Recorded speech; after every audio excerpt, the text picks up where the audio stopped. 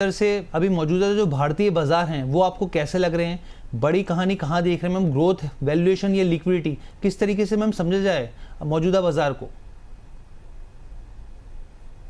देखिए, liquidity ultimately किसी चीज का डिटर्मिनेंट नहीं होता है। तो ये तो मैं पहली चीज आपको ये बता दूं कि बहुत बार लोग पूछते हैं कि एफआईआई का पैसा कहाँ आएगा। मैंने कहा उससे फर्क क्या पड़ता है। आप देखिए लॉन्ग टर्म में एफआईआई का पैसा यहाँ आए या वहां आए या आए ही नहीं या बहुत सारा आए, कि उन सबसे बाजार को बहुत फर्क पड़ता नहीं। और उसका सबसे बड़ा उदाहरण तो वही है कि जब पहली बार भी एफआईआई आए थे 1994 से लगभग आना शुरू हुआ था पैसा।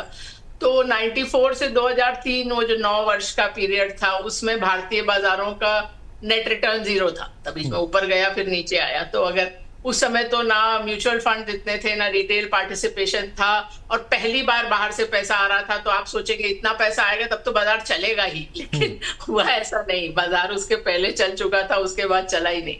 तो ये दूसरी चीज, अगर आप म्यूचुअल फंड इनफ्लोज का भी देखें, मैंने अभी ये पैटर्न मतलब 2004 से लेके म्यूचुअल फंड इनफ्लोज को प्लॉट किया था हमारी टीम ने मार्केट के अगेंस्ट, और बिल्कुल क्लियर पैटर्न है कि जब बाजार चलता है, जब पीक पे होता है, उसके बाद म्यूचुअल फंड इनफ्लोज पीक करते हैं। तो चाहे आप वो जो 2003 से 7 वाली ये जो 9 साल का रिटर्न नहीं आया था, उसके बाद बाजार 4-5 साल में 6 गुना हो गया था।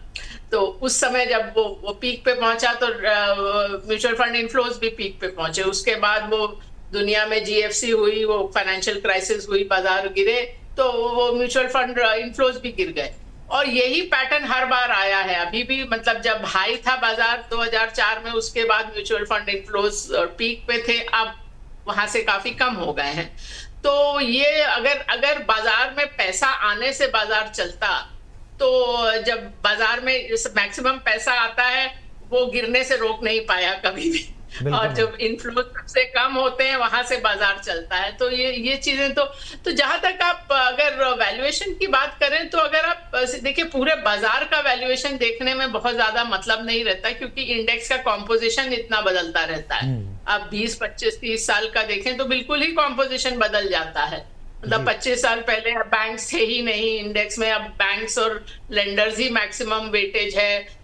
लेट 90s तक आप देखें तो सेंसेक्स और निफ्टी में पीएसयूज भरे पड़े थे। उसके बाद बीच में 15 साल लोग भूल ही गए कि पीएसयूज लिस्टेड हैं, उसके स्टॉक खरीदा भी जा सकता है। फिर उसका एक बार फिर वेव आया। तो अगर आप सेक्टर बाय सेक्टर देखें तो कोई एक्सट्रीम हाई पे लगभग किसी भी सेक्टर में वैल्यूएशन नहीं है। अगर आप पी के उस पर भी देखें, बहुत बार औसत से कम ही है। और दूसरी चीज जो मैं पिछले कुछ महीनों से कह रही थी, और मार्च में मुझे याद नहीं कि आपके चैनल पे तो नहीं आए थे, लेकिन किसी और चैनल पे आए थे, तो मैंने यही कहा था कि अब बाजार हमारे हिसाब से सब इंडिकेटर से लग रहा है कि बॉटम रेंज में है। अब वो चलेगा 2 हफ्ते में या 2 महीने में, ये मैं नहीं कह सकती, पर वहां से आप देखिए तो वो मोर और लेस वही बॉटम बन गया।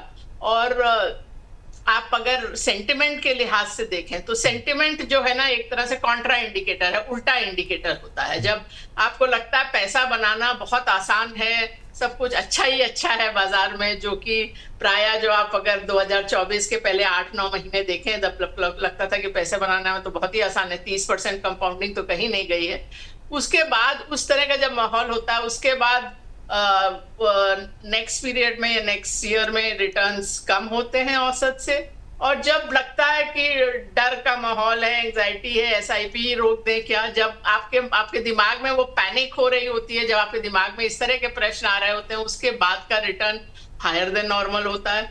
तो आप अगर 2026 में देखें तो मेरे हिसाब से तो मैंने पहली बार देखा कि जो हमारी इंडस्ट्री के लोग हैं, जो फंड मैनेजर्स और जो सो कॉल्ड एक्सपर्ट्स हैं, पहली बार आपको रिस्क गिनवा रहे थे। क्योंकि ये तो वही लोग हैं जो हमेशा आपको बोलते थे कि इंडिया ग्रोथ स्टोरी, वो एक तरह से वो बेचने आते थे। अभी वो बोलते हैं नहीं इंडिया तो अब कुछ करेगा ही नहीं, अब आप कहीं और देखिए। तो वो कॉन्ट्रा इंडिकेटर है। तो मेरे हिसाब से अब बाजार की स्थिति तो अच्छी ही है। अब वही है कि मतलब आप ये नहीं कभी भी बाजार में कह सकते कि अगले 6 महीने या 1 साल में क्या रिटर्न देगा। इसीलिए मैं कभी भी दिवाली पे या जनवरी में इंडेक्स प्रोजेक्शन नहीं देती हूँ, बिकॉज वो उसका कोई मतलब नहीं है। लेकिन आप सब तरह के इंडिकेटर देखें, आप अर्निंग्स भी देखें, तो अब उसमें भी आपको बेहतरी नजर आ रही है। तो ओवरऑल मैं कहूंगी कि बाजार अच्छी स्थिति में है। और एक ये भी बात है कि ये अगर इस साल देखें तो भारत का बाजारों ने विश्व के बाजारों से बनस्पत बहुत कम रिटर्न दिया है। मतलब यस हम मैम, बिल्कुल मैम। अभी मैंने एग्जैक्ट अभी का नंबर तो नहीं देखा, पर हाल फिलहाल तक तो आप बॉटम के समझ लीजिए 10% बाजारों में थे। तो वो भी एक पैटर्न होता है, अक्सर ये होता है कि जो बाजार बॉटम में होते हैं एक साल, वो अगले साल काफी अच्छा करते हैं। सब बिल्कुल केसेस में नहीं, अक्सर ऐसा होता है। बिल्कुल मैम, बहुत अच्छे से आपने क्लैरिटी दी। और देखिए मैम की ये खासियत है और बहुत पसंद है, क्योंकि बहुत सारे एक्सपर्ट क्या करते हैं, प्रिडिक्शन करते हैं कि भाई आप एक साल बाद देखिए बाजार यहाँ चला जाएगा, वहाँ चला जाएगा। मैम इस पर बिल्कुल भी विश्वास नहीं रखती। मैम क्लियर कट जो मैंने आपको मैम का इंट्रो दिया, वही मैम उसी चीज़ पर जो है हम अभी भी देखा। लेकिन हाँ, 3 बातें जो मोटे मोटी निकल के आई। एक तो मैम ने कहा कि बॉटम की स्थिति लगभग बनती हुई दिख रही है, वैल्यूएशन जो है वो बेहतर लग रहे हैं, अर्निंग मैम को जो है वो ठीक ठाक लग रहे हैं। मैम फिर किस ट्रिगर का इंतजार है मैम? काफी समय हो गया मैम, बढ़ नहीं पा रहा मैम। जब सब कुछ ठीक ठाक लग रहा है तो मैम अब क्या किया जाए मैम? अच्छा, 2 चीजें। एक तो मैं आपके प्रश्न का तो उत्तर मैं ये देती हूँ कि बाजार आपको फ्रस्ट्रेट करेंगे। ये बाजार का एक तरह से फितरत है कि आपको फ्रस्ट्रेट करेंगे। वो नहीं होगा जो आप चाहते हैं। जिस टाइम पीरियड में मैंने आज ही पोस्ट भी किया एक्स पर और लिंक्डइन पर कि अगर आप ये सोचते हैं कि मतलब अभी लोग आके बोलते हैं अरे फिक्स डिपॉजिट जितना भी रिटर्न नहीं मिला तो क्या फायदा हुआ इन्वेस्ट करके। मैंने कहा फिर तो आप समझ ही नहीं रहे ना कि इक्विटी क्या चीज है। अगर आप थ्योरी में सबसे पूछे तो सब लोग बोलेंगे हाँ इक्विटी वॉलेटाइल है, मैं इक्विटी में इन्वेस्ट कर रहा हूं, मुझे मालूम है इसमें रिस्क है, I am comfortable with the risk. पर जब असली में पोर्टफोलियो में लाल निशान नजर आता है ना, तब हालत कुछ और होती है। तो आप वैसे देखें तो अगर आप पिछले 2 फाइनेंशियल ईयर में देखें, फाइनेंशियल ईयर 25 और 26, मतलब तो उसमें आप देखेंगे नेट रिटर्न निफ्टी का 0 है। तभी एक साल -4 है, एक साल +6 है, तो कुल मिला के 0 है। लेकिन उससे पहले वाला साल में 30% रिटर्न था। तो ये बाजार की फितरत है, कई बार बहुत लंबा समय भी निकल जाता है, आपको रिटर्न नहीं मिलता है। तो ये चीज आपको समझनी चाहिए। जो आपने एक साल के इंडेक्स प्रोजेक्शन की बात की, तो मैं आपको ये बात बता दूं कि ब्लूमबर्ग ने, क्योंकि भारत के बाजार में तो उतनी लंबी हिस्ट्री नहीं है, अब अमेरिका में तो बहुत सारे दशक निकल गए हैं और ये जो इंडेक्स प्रोजेक्शन होते हैं, और कौन करता है, जो आपने बड़े बड़े जितने भी नाम सुने हैं, Morgan Stanley, Merrill Lynch, Goldman सैक्स, सिटी कॉर्प, HSBC, जो लोग समझते हैं कि अरे सर्वज्ञानी हैं, उन्होंने कहा तो बात पत्थर की लकीर है। और क्या पता लगा ब्लूमबर्ग को कि किसी का भी प्रोजेक्शन आसपास भी नहीं होता है S&P के एक्चुअल मूव के। मतलब जो हर साल वो लोग बोलते हैं कि S&P 500 इंडेक्स इतना बढ़ेगा, इतना घटेगा, किसी का भी over time average deviation 15 basis point है। 15 बेसिस पॉइंट का मतलब आप समझिए कि अगर उन्होंने कहा है कि +10% होगा तो वो -5 भी हो सकता है, +25 भी हो सकता है। और अधिकतर सब लोग कंसेंसस में 0 to 10% का कोई नंबर उठाते हैं, लेकिन 100 सालों में S&P 500 खाली 14 बार 0 से 10 के रेंज में रहा है। तो हमेशा वो या तो नेगेटिव होता है या ज्यादा चलता है, लेकिन वो सेफ जगह है। तो इसलिए मतलब जो आप प्रोजेक्शन देखते हैं दिवाली पे जनवरी में, वो खाली एंटरटेनमेंट है। और अगर आपको सुनना है तो देखिए ना कि उस एक्सपर्ट ने पिछले 10 साल क्या कहा था और क्या हुआ। मैं तो देखती हूँ कि लोग हर साल सेम प्रोजेक्शन दे देते हैं इंडेक्स का, और सामने वाला पूछता तक नहीं है कि पिछले साल भी तो आपने यही कहा था। बिल्कुल तो इट्स अ मीनिंगलेस नंबर। इसको एक टर्म है ऑब्जेक्टिव इग्नोरेंस की, things which you not only don't know but you can not know. तो जो चीज आप जान ही नहीं सकते हैं उसके बारे में एक नंबर पुल अप करने का कोई मतलब नहीं है। इसीलिए मैंने तो 3 साल से कभी प्रोजेक्शन नहीं दिया। ऑब्जेक्टिव इग्नोरेंस टर्म मुझे 2 साल पहले मालूम चला, लेकिन मुझे तो पहले ही मालूम था कि ये मतलब ये मैं कैसे, तो मतलब हवा में एक नंबर में दे दूं, उसका कोई मतलब है क्या? बिल्कुल मैम, और आज से नहीं सालों से, बल्कि मैम इस तरह की देखिए क्लैरिटी और मैजिकल नंबर्स तभी मैं कहता हूँ मैम आप आते हैं तो एकदम जो विजन एकदम क्लियर हो जाता है, क्योंकि कुछ नंबर्स जो जिस तरीके से ठोस नंबर लेकर आते हैं क्लैरिटी मिल जाती है। मैम एक चीज़ और मैं आपसे समझना चाहूँगा, क्योंकि मैम बहुत सारे हम लोग स्टोरीज कवर करते हैं मैम, कंपनीज को कवर करते हैं मैम, कई बार इस तरह के स्टॉक्स मिलते हैं 500% 300% के रिटर्न आते हुए दिखते हैं। मैम आज मैं आपके जरिए समझना चाह रहा हूँ मैम, क्या पैमाना, कैसे, कब, मैम क्या पैरामीटर्स हैं, अगर किसी भी कंपनी को आइडेंटिफाई करना हो या स्टॉक को आइडेंटिफाई करना हो, मैम कैसे किया जाए, इसको कैसे बढ़ा जाए आगे? देखिए, सबको मल्टी बैगर चाहिए होते हैं और मैं समझ सकती हूँ। मैं भी जब बाजार में आई तो यही लगता था कि अरे मल्टी बैगर आइडेंटिफाई करना चाहिए, वो उसी में तो सारा मजा है। यस बट दुख की बात ये है कि ये एक मतलब तुक्का लगाने वाली बात बियॉन्ड अ पॉइंट हो जाती है। मैं आपको बताती हूँ, मतलब ये नहीं कि आप कोई फंडामेंटल्स का कोई मतलब नहीं है तो आपको, मैं हमेशा बोलती हूँ कि आप इनकम स्टेटमेंट या प्रॉफिट एंड लॉस अकाउंट के बियॉन्ड जाइए, रिटर्न ऑन कैपिटल देखिए, ग्रोथ देखिए। पर सच्ची बात यह है कि अगली किसी भी कंपनी का 10, 15, 20 साल का क्या ट्रेजेक्टरी होगा वो नहीं आप बता सकते हैं। वो तो आपको जो एक मतलब बहुत बोरिंग लगता है। कई बार लोग बोलते हैं कि आप सेम चीज ही बताती हैं। मैंने कहा हाँ, क्योंकि इन्वेस्टिंग प्रिंसिपल्स बदलते नहीं है, एक बात ये है। और दूसरी बात ये है कि आप इक्विटी को या स्टॉक मार्केट को एंटरटेनमेंट का साधन मत समझिए कि मुझे बताना है अगली कॉकटेल पार्टी में कि अरे मैंने ये स्टॉक निकाला था और देखा इतने गुना हो गया।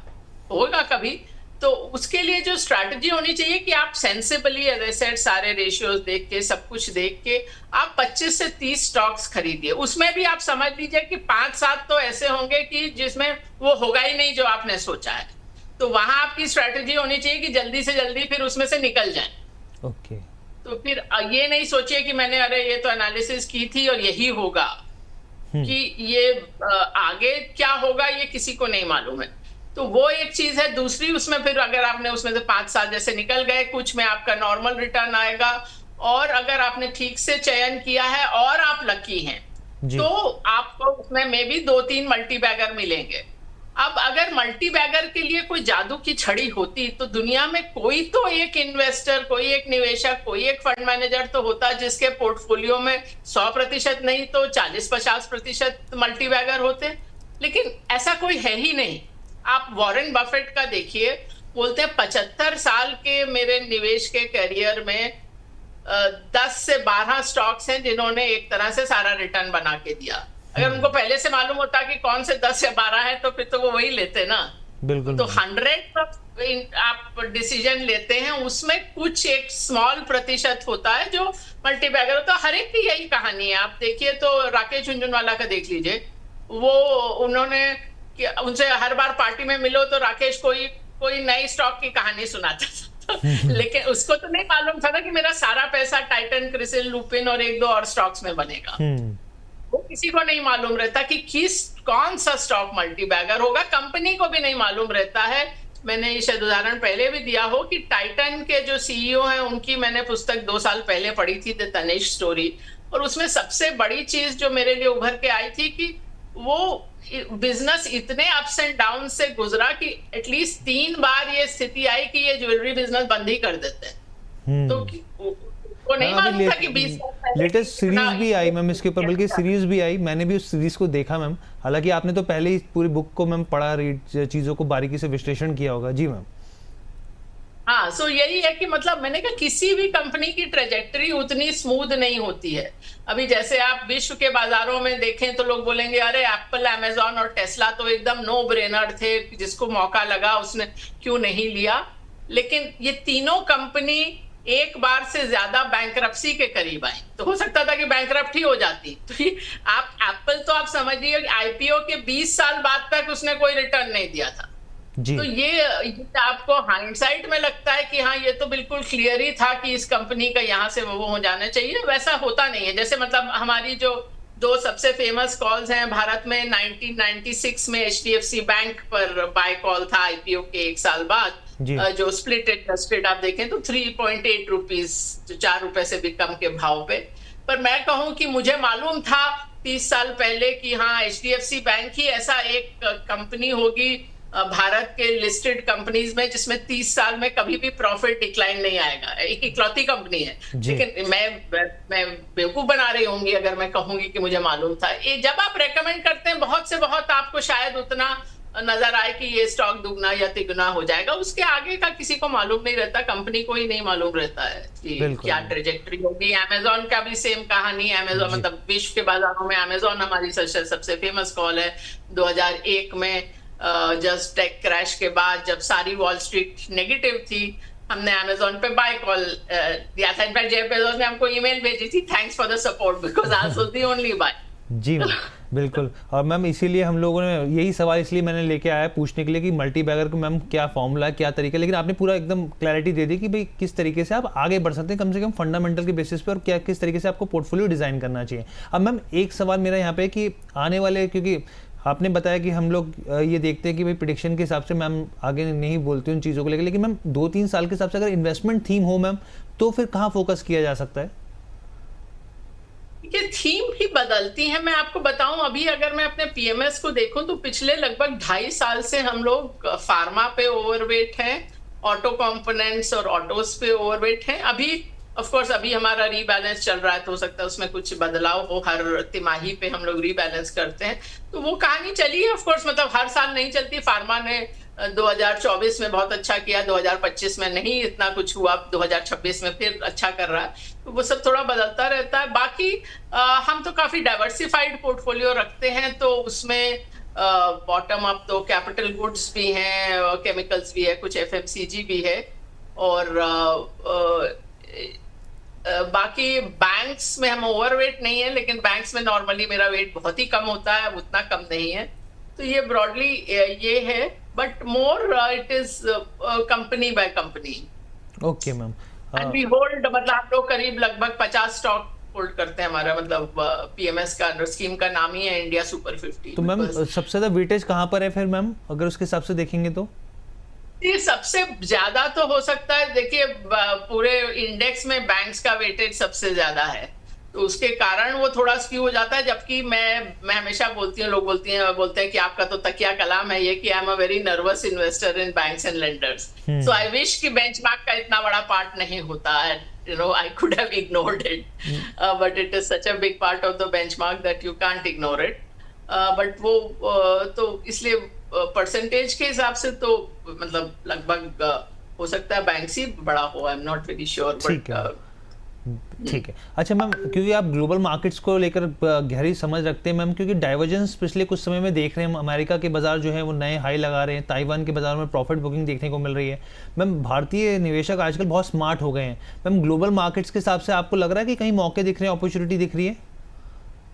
देखिए भारतीय निवेशक, ये अच्छी बात है कि ग्लोबल मार्केट्स को देख रहे हैं, क्योंकि ये एक चीज मैं ही कई सालों से बोल रही थी कि आपको ग्लोबल मार्केट्स में निवेश जरूर करना चाहिए। जो अभी काफी सारे जो मैं फ्रेजेस यूज करती थी, होम कंट्री बायर्स और ये सब, अब मैंने देखा कि और लोग फ्रेजेस को पिकअप कर लिया है और बोलते हैं। पर अभी मैं आपको एक चेतावनी भी देनी चाहूंगी कि बहुत सारे लोग जो ग्लोबल प्रोडक्ट्स ऑफर कर रहे हैं, जैसे जो गिफ्ट सिटी की स्कीम्स ऑफर कर रहे हैं, उनको एक्चुअली ग्लोबल मार्केट्स के बारे में कुछ नहीं मालूम है। मतलब वो आके चाहे पॉडकास्ट में आपको बोल दें कि I am an expert in global markets, but आप देखिए तो 2 साल पहले तक वो लोग खुद ही ग्लोबल मार्केट में कोई निवेश नहीं कर रहे थे, और कर भी रहे थे तो एक आध इंडेक्स फंड लिया हुआ था। उनका कोई डेप्थ नहीं है। हम ये काम कर रहे हैं 1999 से। So 1999 में first global became the first Asian, not just the first Indian, the first Asian member of the London Stock Exchange other than the Japanese. In fact, RBI के पास कैटेगरी ही नहीं थी कोई ओवरसीज सब्सिडरी बनाने की, मतलब other than banks किसी finance company ने भारत से बाहर कोई कंपनी सेटअप ही नहीं की थी। तो we were the first to London stock exchange, and then फिर US broker dealer also NSD. तो हम ये सब कंपनीज 25-26 साल से फॉलो कर रहे हैं, तो इसलिए हमको मालूम है कि वहां पर खतरा भी कहाँ है। सी होता क्या है, आप मैं ये अनफॉर्चुनेट चीज है कि asset management companies mostly are asset gathering companies, so they are not concern कि निवेशक का पैसा कहाँ बनेगा, वो उसमें उनको उसकी चिंता नहीं है। उनको लगता है हमारा पैसा कहाँ बनेगा, तो हमारा पैसा कहाँ बनेगा जहां हम एसेट इकट्ठा कर सकें। अब भारतीय बाजारों ने 2 साल कुछ नहीं किया, तो भारत वाले हमारे प्रोडक्ट्स में पैसा नहीं आ रहा है, तो क्या करें, अब हम लोग ग्लोबल कहानी बेचते हैं और वहां पैसा इकट्ठा कर लेते हैं। लेकिन मैंने जो लास्ट देखा था, गिफ्ट सिटी वाले लगभग सभी प्रोडक्ट्स 6 महीने के हिसाब से डाउन थे, जो ग्लोबल प्रोडक्ट्स थे, और 1 साल में भी कोई बेंचमार्क के आसपास भी नहीं था। तो ऐसा नहीं कि ग्लोबल मार्केट से अच्छा नहीं किया, पर आपने अच्छा नहीं किया। क्यों? क्योंकि आप मतलब एक तरह से देखिए, जब आपको समझ नहीं है तो आप पीछे देखते हुए चलाते हैं। तो आपने पहले सोचा कि अरे एआई की स्टोरी तो आसान है, ये जो मैग्निफिसेंट 7 जो कहलाते हैं भारत, यूएस के 7 बड़े tech stocks, Meta, Microsoft, Google, Nvidia, Tesla etcetera, तो वो ले लेंगे तो आसान है, ये तो वो चल जाएगा, तो हमारा तो सेफ है ये। तो वो पहले आपने वो लिया, लेकिन आप ये समझे ही नहीं कि उसकी, ये बात सही है कि 2023 और 24 में इन्हीं 7 स्टॉक्स ने कंप्लीटली अमेरिकन मार्केट को ड्राइव किया था, लेकिन 2025 तक वो बुल लड़खड़ाने लगा था। उसमें 7 में से खाली 2 स्टॉक चले थे, गूगल और एनवीडिया, और इस साल तो कई स्टॉक्स उसमें से गिर गए हैं। ठीक है मैम, सॉरी क्योंकि तो इस साल अगर आप देखें तो बहुत सारी ओल्ड इकोनॉमी कंपनीज बहुत अच्छा कर रहे हैं मैम। बिल्कुल। हाँ, आप देखिए तो जो रसल 2000 जो अमेरिका का स्मॉल और मिड कैप इंडेक्स है, उसका रिटर्न S&P 500 से दुगना है। और एकदम ही जो ओल्ड इकोनॉमी है, डाउ जोन ट्रांसपोर्टेशन इंडेक्स, उसने भी डबल से ज्यादा किया है S&P का। मैम मैं आपको माफ़ी चाहूँगा मैम, बीच में रोकने के लिए मैं माफ़ी चाहूँगा मैम आपको। एक्चुअली समय की बाध्यता है मैम, हमारे पास समय बहुत कम है मैम। मैं आखिरी सवाल आपसे लेना चाहूँगा ma'am, I am so sorry for that ma'am. Ma'am 3-4 सवालों का मिक्सचर मैं एक आपसे समझना चाह रहा हूँ मैम, बहुत शॉर्ट में आंसर आपसे चाहूँगा मैम, क्योंकि हमने देखा कि फार्मा स्टॉक्स को लेकर मैम जिस तरीके से यहाँ पर एक अच्छी तेज़ी आई है रिजल्ट्स के बिना पर हमने देखा, और खासतौर पर स्मॉल कैप फार्मा स्टॉक्स ने बहुत अच्छी स्ट्रेंथ दिखाई मैम। वहीं दूसरी और ऑटो की बात करें, ऑटो एंसिलरीज या OEMs मैम, वहाँ पर भी एक कन्फ्यूजन है निवेशकों के मन में, भाई किसको चुना जाए किसको ना चुना जाए मैम। आप इस थीम को दोनों के हिसाब से मैम किस तरीके से आप बेहतर पॉजिटिव देख रहे हैं मैम, और क्या करना चाहिए मैम यहाँ पर? देखिए, मैंने बोला ना कि हम तो 2.5 साल से ये दोनों थीम्स पे ओवरवेट रहे हैं। तो ये दोनों तो हमारा 2024 के शुरू से ओवरवेट रहा है, और थोड़ा बढ़ता भी गया है ओवर टाइम, और थोड़ा स्टॉक्स बदलते रहे हैं बीच बीच में, और अभी भी हम ओवरवेट हैं। जैसे मैंने कहा, अब हमारा इवैल्यूएशन चल रहा है इस तिमाही का, तो मैं ये नहीं कह सकती कि मैं कभी भी ये नहीं कहूंगी कि ये 2 साल या 5 साल ये थीम चलेगी। आप देखिए, 4 साल पहले था कि ESG थीम बिल्कुल ऐसी थीम है जो पूरा दुनिया भर में चलती ही रहेगी, अब लोग उसको भूल गए जी। ठीक है जी, ठीक है ma'am, thank you so much ma'am. I am so sorry कि थोड़ा हमें बहुत शॉर्ट नोटिस में आपके साथ जो है इंटरव्यू शॉर्ट में करना पड़ा, लेकिन मैम फिर एक बार दोबारा आपके साथ गुजारिश होगी मेरी कि आप जुड़ेंगे आप, और आपके साथ एक लंबा सा विस्तृत मैम हम लोग जो है अच्छे से एक शो करेंगे ma'am. Thank you so much हमारे साथ जुड़ने के लिए मैम, बहुत बहुत धन्यवाद मैम। Thank you.